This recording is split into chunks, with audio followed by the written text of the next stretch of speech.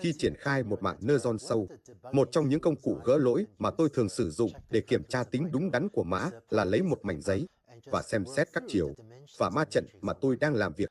Vì vậy, hãy để tôi chỉ cho bạn cách thực hiện điều đó, vì tôi hy vọng điều này sẽ giúp bạn triển khai mạng sâu của mình dễ dàng hơn.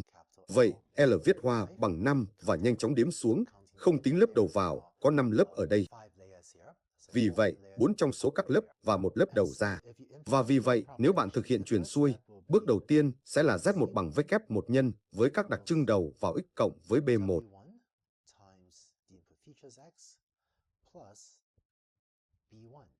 Vì vậy, hãy bỏ qua các số hạng điều chỉnh B và tập trung vào các tham số với kép. Bây giờ, lớp ẩn đầu tiên này có 3 đơn vị ẩn.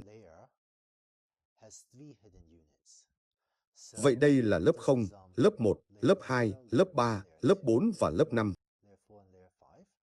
Vì vậy, sử dụng ký hiệu mà chúng ta có từ video trước, chúng ta có N1 là số lượng đơn vị ẩn trong lớp 1 bằng 3.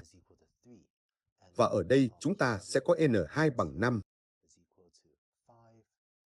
N3 bằng 4, N4 bằng 2 và N5 bằng 1.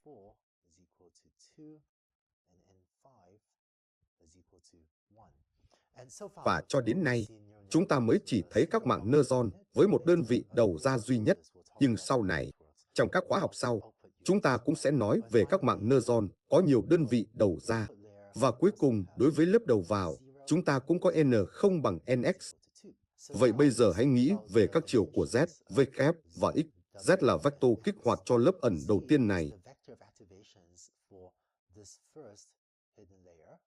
Vậy Z sẽ là 3.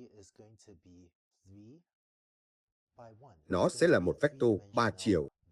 Vì vậy, tôi sẽ viết nó dưới dạng một vector N1 nhân một chiều hoặc ma trận N1 nhân một chiều. Thực sự là 3 nhân một trong trường hợp này. Bây giờ, còn các đặc trưng đầu vào X thì sao? X, chúng ta có 2 đặc trưng đầu vào. Vậy X trong ví dụ này là 2 nhân 1. Nhưng tổng quát hơn, nó sẽ là N0 nhân 1. Vậy điều chúng ta cần là ma trận với kép một phải là một cái gì đó mà khi chúng ta nhân một vector N0 nhân 1 với nó, chúng ta nhận được một vector N1 nhân 1, phải không? Vì vậy, bạn có một loại, bạn biết đấy. Vector 3 chiều bằng một cái gì đó nhân với một vector 2 chiều. Và vì vậy, theo quy tắc nhân ma trận, cái này phải là ma trận 3 nhân 2.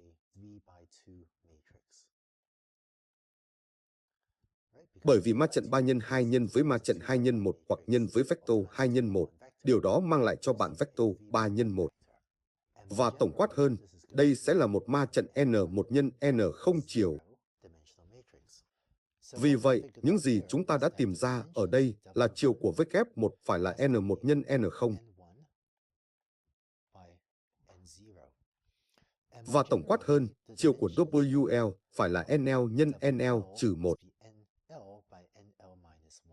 Ví dụ, chiều của V kép 2 cho cái này, nó sẽ phải là 5 nhân 3 hoặc nó sẽ là N2 nhân N1 vì chúng ta sẽ tính Z2 là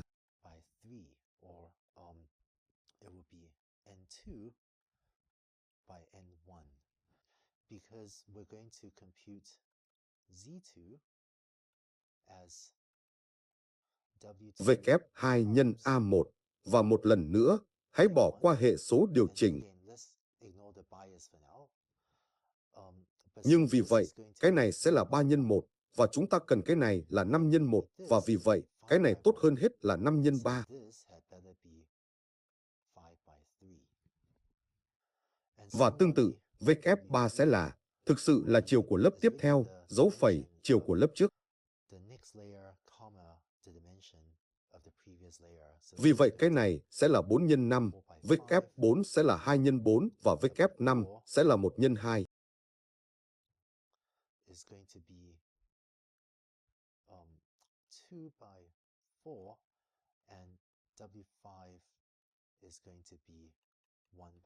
Được chứ?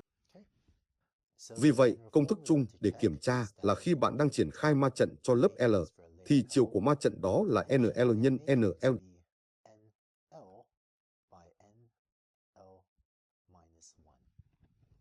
Bây giờ hãy nghĩ về chiều của vector B này. Đây sẽ là một vector 3 nhân 1.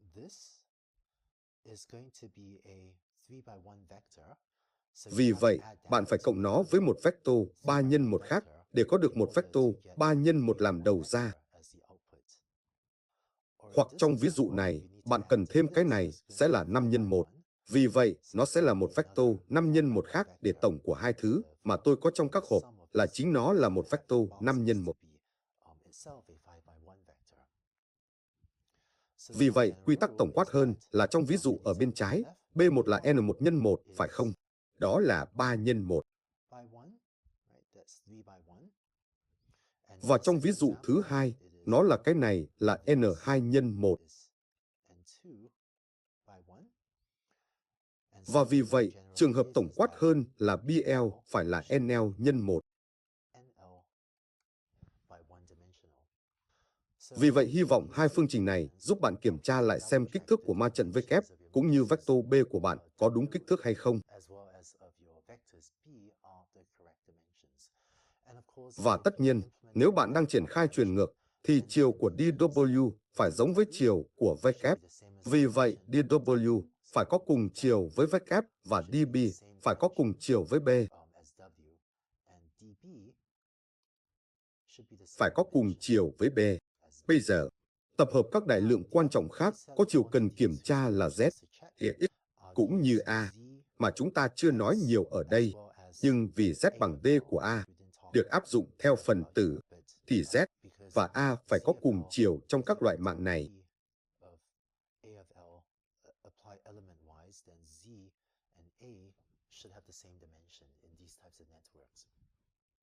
Bây giờ, hãy xem điều gì xảy ra khi bạn có một triển khai được vector hóa xem xét nhiều ví dụ cùng một lúc.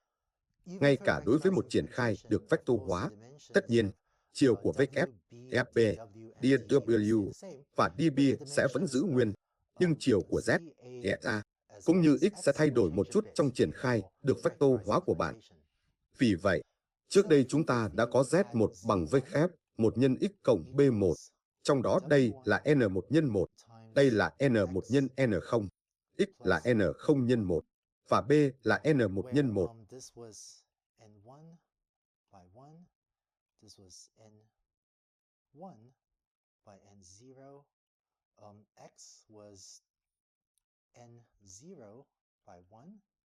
and B was N1 by 1.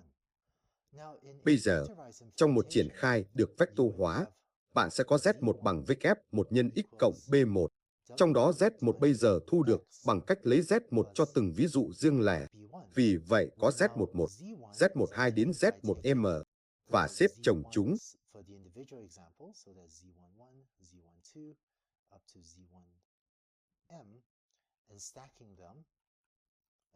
Như sau, và điều này mang lại cho bạn Z1. Vì vậy, chiều của Z1 là thay vì là N1 nhân 1, nó kết thúc là N1 nhân M, nếu M là kích thước của tập huấn luyện của bạn. Chiều của V kép 1 vẫn giữ nguyên, vì vậy vẫn là N1 nhân N0, và X thay vì là N0 nhân 1. Bây giờ là tất cả các ví dụ huấn luyện của bạn được xếp chồng theo chiều ngang. Vì vậy, bây giờ nó là N0 nhân M, và vì vậy, bạn nhận thấy rằng khi bạn lấy một ma trận N1 nhân N0 và nhân nó với một ma trận N0 nhân M, thì chúng thực sự mang lại cho bạn một ma trận N1 nhân M chiều như mong đợi. Bây giờ chi tiết cuối cùng là B1 vẫn là N1 nhân 1, nhưng khi bạn lấy cái này và cộng nó với B, thì thông qua phát rộng Python, cái này sẽ được nhân đôi thành ma trận N1 nhân M, và sau đó được cộng theo phần tử.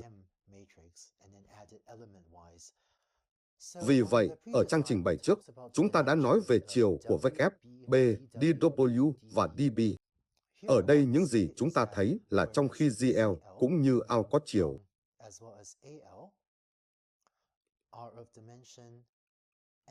NL nhân 1, bây giờ chúng ta có GL viết hoa cũng như AL viết hoa là NL nhân M. Và một trường hợp đặc biệt của trường hợp này là khi L bằng 0, trong trường hợp đó A0 bằng với các đặc trưng đầu vào của tập huấn luyện X sẽ bằng N0 nhân M như mong đợi.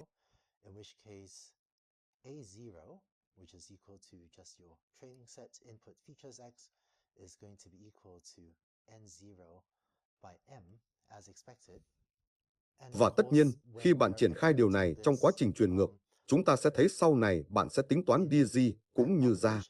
We'll see later you end up computing dz as well as dA. And Và so vì these vậy, will, of điều course, này have tất the nhiên same có cùng dimension chiều với z và as a. z and A. So Vì what vậy, tôi hy your vọng bài tập exercise nhỏ went đã trải through qua giúp helped làm rõ các clarify chiều the của các ma trận dimensions khác of nhau these mà bạn matrices sẽ you're làm việc. working with. Khi When you bạn triển implement khai that truyền ngược calculation cho like một this mạng in nơ Python, giòn sâu, so long as miễn you là can bạn run thực through hiện your qua code mã and của make sure mình that all the và đảm bảo matrices rằng tất cả dimensions các are chiều ma trận consistent, đều nhất quán, well, usually điều đó thường you'll sẽ get giúp some loại ways bỏ một towards số loại improving lỗi có things thể and xảy causing ra. useful bugs. So Vì I vậy, hope that tôi hy vọng bài exercise tập đó of để figuring out tìm ra the kích thước của dimensions các of ma the trận various khác nhau matrices mà you're bạn sẽ working làm with việc là is hữu ích. helpful. Khi When bạn you triển khai dig một mạng deeper nơ into giòn code, sâu, if you can nếu bạn giữ extract the đúng chiều dimensions của of các the ma various trận matrices và of vector vectors khác you're nhau working with, mà bạn đang I làm think việc, that'll help hy you vọng chúng sẽ giúp eliminate bạn some loại bỏ rather một số costly nguyên nhân bugs gây ra and lỗi có thể. hopefully get Nó things chắc chắn going giúp for you. tôi có được mã của mình đúng. So next, Vì vậy, tiếp we've now theo, seen some chúng of ta the đã thấy một số mechanics cơ of how chế to về cách thực hiện do truyền xuôi trong mạng calculations nơ on the giòn. network. But Nhưng tại why sao are mạng nơ deep neural giòn networks sâu lại so hiệu quả như effective? vậy Why do và they tại work sao better chúng than lại tốt mechanical hơn các biểu diễn nông? representations? Let's Hãy dành một vài review phút this in this trong video video tiếp to theo